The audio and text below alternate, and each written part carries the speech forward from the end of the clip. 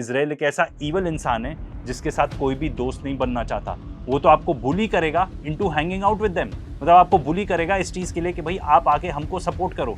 And एक बार तो इन्होंने इतनी घटिया हरकत की कि एक जो पॉलिटिशियन था उसके घर के अंदर सेक्स टॉय भिजवा दिया ताकि उसकी वाइफ को लगे कि भाई ये जो पॉलिटिशियन है उसका किसी के साथ अफेयर हो रहा है। जिस सॉफ्टवेयर से ये काउंटिंग होती है वोट्स की, उसके आईपी एड्रेसेस कोलंबिया से बाहर के लग रहे हैं एंड वो चाह रहे थे कि फुल फ्लेजेड फोरेंसिक ऑडिट कराया जाए एंड वो ब्लेम कर रहे हैं इजराइल को इसके लिए।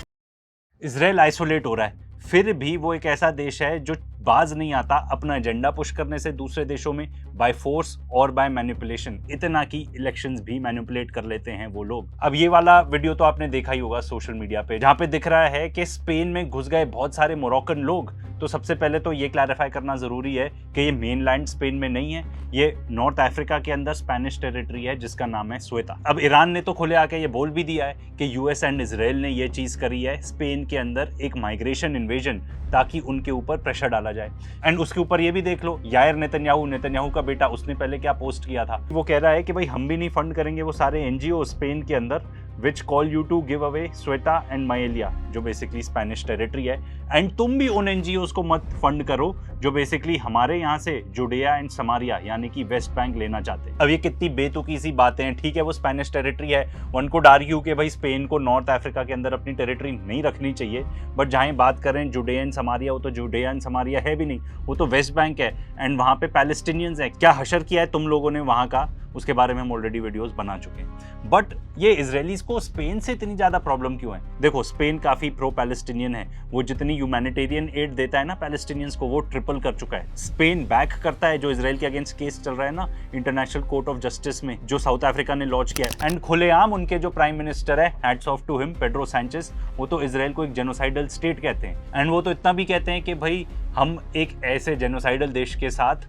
अपना कोई बिजनेस भी नहीं करेंगे। एंड इनफैक्ट उन्होंने आर्म्स एम्बार्गो भी लगा दिया स्पेन के ऊपर कि भाई हमारे यहाँ से कोई भी आर्म्स नहीं जाएंगे टू इजराइल। उनकी जो इजरायली शिप्स हैं जो बेसिकली डॉक करती होंगी स्पेनिश पोर्ट्स पे, उनको भी बैन कर दिया है, स्पेनिश एयर स्पेस यूज करने से डिनाई कर दिया है। एंड बहुत सारे जो इंडिविजुअल्स हैं उनकी एंट्री ही बैन कर दी है स्पेन के अंदर, जो भी डायरेक्टली जेनोसाइड में इन्वॉल्व होंगे। तो अगर आप स्पेन जाना चाहते हो बिल्कुल जाइए, बढ़िया देश है एंड वहाँ पे आपको इजरायलीज भी नहीं मिलेंगे। एंड इतना ही नहीं, जो इजराइल की इलीगल सेटलमेंट्स हैं जो according to international law illegal हैं वेस्ट बैंक के अंदर या गाजा के अंदर, वहाँ पे जितने भी अगर मान लो कोई भी प्रोडक्ट्स वगैरह बनते हैं, उनका ये कहना है हमारे देश में नहीं आएंगे ये सब प्रोडक्ट्स। एंड सबसे बढ़िया बात, अगर ये चीज़ लागू हो जाए तो पूरी दुनिया में काफ़ी हद तक शांति आ सकती है। अगर सारे देश ये अग्री कर लें कि भाई हमको इजराइल के साथ ट्रेड ही नहीं करना, तो स्पेन पुश कर रहा है यूरोपियन यूनियन में trade sanctions against Israel. And Israel के पता है सबसे ज्यादा आर्म्स कहाँ जाते हैं? यूरोप में जाते हैं एंड इंडिया में जाते हैं। तो भाई आप ये कह सकते हो and I agree with you कि भाई ये तो नहीं प्रूव करता है इजराइल ने करा है, पर जो मैं आगे आपको इन्फॉर्मेशन देने वाला हूँ उससे आप ये तो कंक्लूड कर ही लोगे कि इजराइल भारी मैनिपुलेशन करता है, भारी इंटरफेरेंस करता है, चाहे इलेक्शंस हो चाहे और कोई इंटरनल अफेयर्स हो of the country. And full कोशिश करता है कि जो भी वहाँ पे लीडर्स बैठे हैं जो देश चला रहे हैं वो प्रो इजरायली ही रहें। एंड ये उनकी नीड ऑफ द आवर भी है, क्योंकि जैसे हम आपको पहले बता चुके हैं Israel is losing support in the world. 70 to 80% दुनिया तो इजराइल से नफरत करती है। अब आप ये देखो कोलंबिया के अंदर क्या हो रहा है। कोलंबिया के अंदर नए इलेक्शन हुए, जो वहाँ पे एग्जिस्टिंग प्रेसिडेंट है गुस्तावो पेट्रो, वो अक्यूज कर रहे हैं इजराइल को कि उन्होंने कोलंबिया के इलेक्शंस में इंटरफेयर किया है।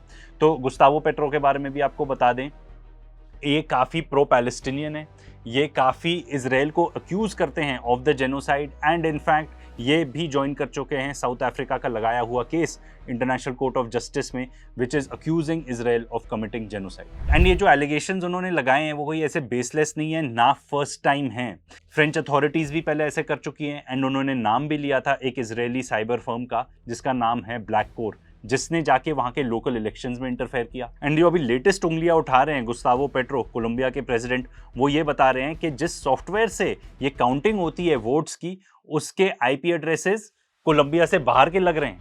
एंड वो चाह रहे थे कि फुल फ्लेजेड फोरेंसिक ऑडिट कराया जाए एंड वो ब्लेम कर रहे हैं इजराइल को इसके लिए। एंड इतना ही नहीं, ये जो पर्टिकुलर इलेक्शन था ये बहुत ही ज़्यादा क्लोज था। तो जो प्रो इजरायली कैंडिडेट है यहाँ पे डेला एस्प्रिएला, वो 49.66% ऑफ द वोट मिला उनको। एंड जो दूसरे लेफ्ट विंग कैंडिडेट है उनको मिले 48.7 वोट्स। तो इतना ज़्यादा क्लोज था ये पर्टिकुलर इलेक्शन। एंड इतना ही नहीं, जो कोलंबियन प्रेसिडेंट है उन्होंने ये भी अक्यूज़ किया कि जो वकील थे जो जाना चाहते थे वोट काउंटिंग सेंटर में बोगोता के अंदर, उनको जाने ही नहीं दिया। एंड एक E14 पोलिंग फॉर्म्स बनते हैं वहां पर, जिसको बेसिकली इलेक्शन अथॉरिटीज अपलोड करती हैं। बहुत सारे जो पोलिंग फॉर्म्स अपलोड किए गए उनमें प्रॉपर सिग्नेचर ही नहीं था, यानी कि भारी मात्रा में फर्जीवाड़ा हुआ। And coming back to the point कि भाई ये सिर्फ कोलंबिया के इलेक्शन में नहीं हुआ है। जो इजरायली फर्म है ब्लैक कोर, उसने फ्रांस के अंदर, स्कॉटलैंड के अंदर, न्यूयॉर्क सिटी के अंदर, अंगोला के अंदर, टोगो के अंदर, यहाँ पर भी जाके इलेक्शंस के अंदर इंटरफेयर किया है। एंड ट्रंप जिस वजह से अपना पहला इलेक्शन जीता था, वहां पे तो आपने हो सकता है इस वाली कंपनी का नाम सुनाओ, कैम्ब्रिज एनालिटिका। ये बहुत बड़ा स्कैंडल था। ये जो पर्टिकुलर कंपनी है ये भी यूज करती थी Israeli private intelligence software. And जो नाइजीरिया के अंदर 2015 इलेक्शन हुए थे वहां पे भी सिमिलर कहानी थी। एंड एक बात और सरप्राइजिंग सुन लो, ये जो जीता है ला एस्प्रिएला, ठीक है, अब नेक्स्ट प्रेसिडेंट बनेगा कोलंबिया का, उसकी यूएस सिटीजनशिप भी है। तो भाई ये बात तो क्लियर है कि he is very very pro Trump, pro the United States of America. And ये अकेला नहीं है, इसमें है अर्जेंटीना का हावियर मिले, जिसके बारे में आगे बात करेंगे, होंडुरस के लीडर भी, एल साल्वाडोर में जो बुकेले हैं वो भी, एंड कोस्टा रिका के लीडर हैं वो भी। इन सब के बहुत अच्छे टाइज हैं डोनाल्ड ट्रंप के साथ, अमेरिका के साथ। अब आते हैं दूसरे एक और देश पे, पेरू में। पेरू में भी कुछ ऐसा ही हाल है। वहाँ पे भी बहुत सारे डाउट्स रेज करे गए हैं अबाउट द इलेक्शंस। एंड जो इलेक्शन था वो भी बहुत क्लोज था। जो जीती हैं इलेक्शन उनको मिले 50.13% ऑफ द वोट्स। एंड ये प्रो इजराइल हैं, pro United States of America है। एंड जो लेफ्टिस्ट थे वहाँ पे कैंडिडेट, उनको मिले हैं 49.865 वोट्स। एंड इनफैक्ट जो इंसिडेंट्स भी सामने आए हैं पेरू में, वो ऐसे कोई छोटे मोटे नहीं है। वहाँ पे कुछ जो बैलेट पेपर्स थे, टैम्पर्ड बैलेट पेपर्स थे, मतलब उनको कचरे में फेंक दिया था। तो भाई सवाल तो ये उठता है, इजराइल एक छोटू सा देश इतना इन्फ्लुएंस कैसे पैदा कर लेता है। सबसे पहले तो हमने आपको बताया वो ऐसे सॉफ्टवेयर वगैरह जानबूझकर बनाते हैं जिसकी वजह से इलेक्शंस वगैरह मैनिपुलेट हो सके। दूसरा, ये जो बहुत सारे देश हैं लैटिन अमेरिका के, they are very close to the United States of America, close as in geographically close. तो उनको अमेरिका के साथ अच्छे रिलेशनशिप मेंटेन करने हैं।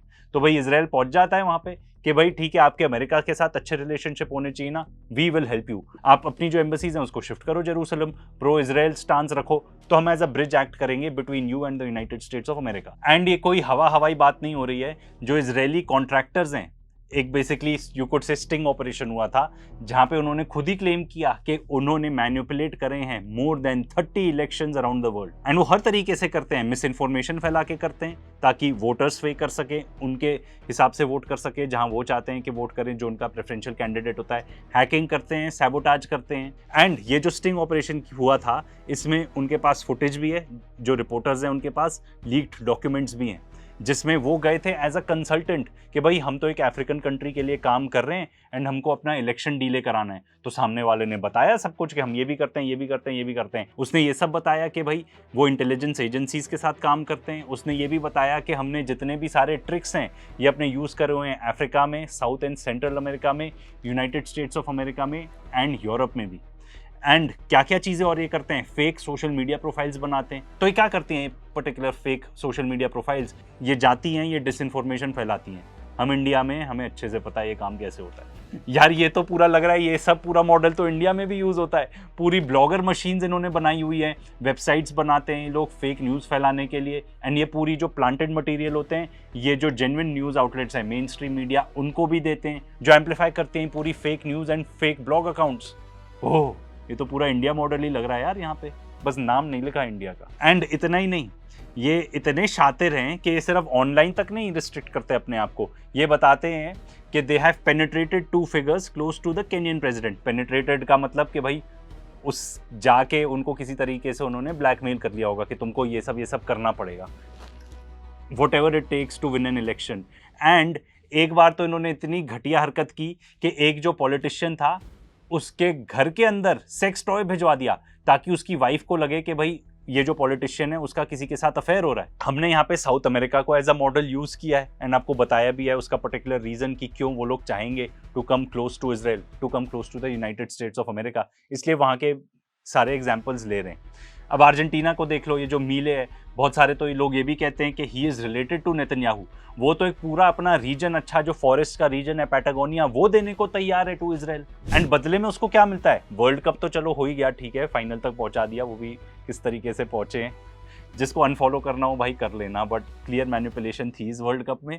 एंड थोड़ा डाइग्रेस करके ये भी बता दूं आपको कि अब जो इनका प्रेसिडेंट था इन्फेंटिनो, उसका भी शायद करियर अब खत्म ही है, क्योंकि यूएफए ने बोल दिया है कि बस दैट्स इट, हमें इस बंदे पर कॉन्फिडेंस नहीं है। एनीवेज, जो इसको एकदम डायरेक्ट फेवर मिला है from United States of America, वो ये है कि अर्जेंटीना की इकोनॉमी की हालत इतनी खस्ता थी, उनको $40 बिलियन का बेल आउट मिला है डायरेक्ट अमेरिका से। अब वेनेजुएला की बात करें तो भाई वेनेजुएला में तो हमको दूसरी चीज दिखती है, मैनिपुलेशन वगैरह तो छोड़ दो, यहाँ पे तो डायरेक्ट फोर्स का इस्तेमाल किया गया। ये पर्टिकुलर फोर्स का एग्जांपल हमको बहुत अच्छे से देखने को मिला जब वेनेजुएला के प्रेसिडेंट निकोलस मादुरो को ही उठा लिया। एंड ये बात क्लियर है कि चाहे निकोलस मादुरो हो या फॉर्मर प्रेसिडेंट हो ह्यूगो चावेज, ये लोग बहुत क्रिटिकल थे ऑफ इजराइल के, मुंह पे बोलते थे। एंड जो अभी एक्टिंग प्रेसिडेंट है डेल्सी रॉड्रिगेज, उन्होंने भी जब मदुरो को उठाया था तब सुन लो उन्होंने क्या बोला था। उन्होंने ये कहा था कि इसमें एक टिंच ऑफ ज़ायनिज्म भी है। Gobiernos del mundo están sencillamente impactados de que sea la República Bolivariana de Venezuela víctima y objeto de un ataque de esta naturaleza que tiene sin duda alguna tinte sionista। अब देखो reason बहुत सारे हो सकते हैं, एक जो main सामने आता है वो ये है कि भाई प्रो इजराइल स्टांस रखना है। दूसरा एक रीजन जो बहुत बड़ा ये हो सकता है कि भाई ये लोग जानते थे कि ईरान के ऊपर अटैक करने वाले हैं, ये लोग जानते थे स्ट्रेट ऑफ हॉर्मुज बंद हो सकता है। एज अ रिजल्ट हमारे पास बैकअप होना चाहिए, ऑयल रिजर्व्स ऐसे होने चाहिए जिनको हम यूज कर सकते हैं। बट वो भी काफी हद तक फ्लॉपी रहा है अभी तक, क्योंकि कोई भी अमेरिकन कंपनी जाके वेनेजुएला के अंदर डील नहीं कर पाई है। तो ब्राजील में क्या हो रहा है, ब्राजील में प्रेसिडेंट होते थे बोल्सोनारो, जिनके ऊपर एक्यूजेशन आए कि भाई इन्होंने इलेक्शन रिग करने की भी कोशिश करी, साथ में ये अपना ऑफिस नहीं छोड़ना चाहते थे, ठीक है, उसके ऊपर केस भी चल रहा था। ट्रम्प तो ओपनली आके उसको सपोर्ट करता था कि भाई ये गलत कर रहे हो, वो गलत कर रहे हो। एंड जो एग्जिस्टिंग प्रेसिडेंट है लूला, वो काफी anti American, anti Israeli stance भी ले चुके हैं। उनका ये कहना था कि भैया जो जेनोसाइड हो रही है ये बिल्कुल गलत है। अब इजराइल को ऐसे लोग नहीं पसंद, तो जो बोल्सोनारो का बेटा है फ्लावियो, उसने अपना लॉन्च कर दिया ब्राजील का प्रेसिडेंशियल कैंपेन। एंड उसको सपोर्ट कौन कर रहा है, खुलेआम आके सपोर्ट कौन कर रहा है, नेतन्याहू कर रहा है, मिले कर रहा है ऑफ अर्जेंटीना। ये आपको बहुत ही कम इंस्टेंसेस में देखने को मिलेगा कि भाई एक देश में इलेक्शन हो रहा है एंड दूसरे देश में जो भी लीडर है वो खुलेआम आके सपोर्ट कर रहा है, बहुत कम देखने को मिलेगा आपको। अब देखो ये तो एक तरीके की मैनिपुलेशन हुई, ये इजरायलीज जाके they are spending millions of dollars AI chatbots को मैनिपुलेट करने के लिए भी, उनको ये बताने के लिए कि उनको गाजा के बारे में बेसिकली किस टाइप के मैसेजेस एक्सचेंज करने चाहिए यूजर्स के साथ। एंड सैड पार्ट ये है that according to this Drop Site News it's working. अब वो ये कैसे कर रहे हैं, एक कंपनी उन्होंने हायर करी जिसको पे करे $46.5 मिलियन। अब आपको लॉन्ग स्टोरी शॉर्ट करके बताऊं तो वो इस टाइप का कंटेंट क्रिएट करते हैं, ऑनलाइन वेबसाइट्स वगैरह क्रिएट करते हैं, जिसको जाके ये चैटबॉट पिकअप करता है, उसी टाइप के ये क्वेश्चन आंसर करते हैं, उसी तरीके से आंसर करते हैं ताकि ये चैटबॉट आसानी से पिकअप कर पाए। एंड किस किस टाइप का कंटेंट ये लोग क्रिएट करते हैं, जैसे ड्रॉप साइट ही बता रहा है कि उसने परप्लेक्सिटी से जाके पूछा कि भाई is it beneficial for the US to enhance military cooperation with Israel, तो चैटबॉट रिप्लाई करता है यस। एंड उसका टॉप सोर्स में लिस्टिंग आपको ये पर्टिकुलर वेबसाइट आ जाएगी, जो वेबसाइट है पैरास्केल, जिस कंपनी को एक काम मिला हुआ है ये व्हाइट वॉशिंग करने के लिए, उसी ने पर्टिकुलर वेबसाइट बनाई है। अब सवाल ये भी उठता है क्या इंडिया में ऐसा हुआ हो, तो अभी तक तो हमने जो खंगाला रिसर्च में पता चला, देखो आप ओपिनियन कुछ भी रख सकते हो, ऐसा कुछ नहीं मिला। इनफैक्ट एक फैक्ट चेक ही है, ट्रंप ने आके अपना ये बयान दिया था। $21 million going to my friend Prime Minister Modi in India for voter turnout. We're giving 21 million for voter turnout in India. What about us? I want voter turnout too, Governor. But as it turns out, जब आप record खंगालो तो ये पता चलता है कि ये काम बांग्लादेश में किया गया था, इंडिया में नहीं। इस पूरे वीडियो बनाने का मकसद क्या था कि आपको ये बताया जाए कि भाई इजराइल एक ऐसा ईवल इंसान है जिसके साथ कोई भी दोस्त नहीं बनना चाहता।